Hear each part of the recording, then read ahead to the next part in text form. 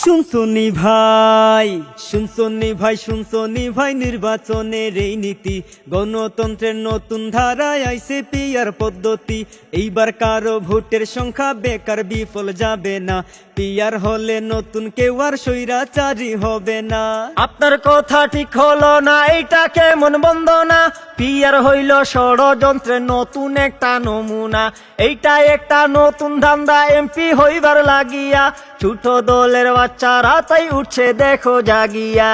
আরে কি বলো ভাই ষড়যন্ত্র কিসের কথা বলতে চাও? তুমি কি ভাই চাও না ভোটের অধিকারটা ফিরে পাও? পিয়ার হইলে সব ভোটারের কাজে লাগবে ভোট কনা, আমার ভোটটা বেকার গেছে এই কথা আর শুনবা না। দাদার ফাঁদে পড়ছো তোমরা আবুল তাবুল, কি বলো? নির্বাচনে আইতে চাইলে আগের নিয়মে চলো।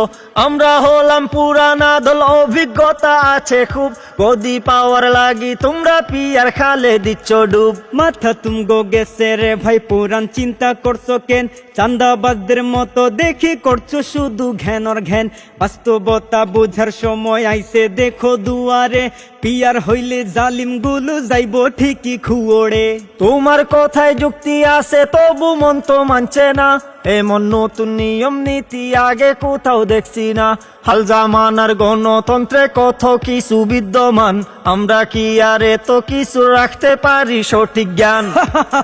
তাইলে চলো মিলে মিশে পিয়ার লইয়া কাজ করি, আনুপাতিক নির্বাচনের ভোটের মাঠে যাই লড়ি। জনগণ তার মূল্য পাবে, সবাই ভোটের পাবে দাম। পিয়ার আদায় করতে চলো একসাথে করি সংগ্রাম, একসাথে করি সংগ্রাম, একসাথে করি সংগ্রাম।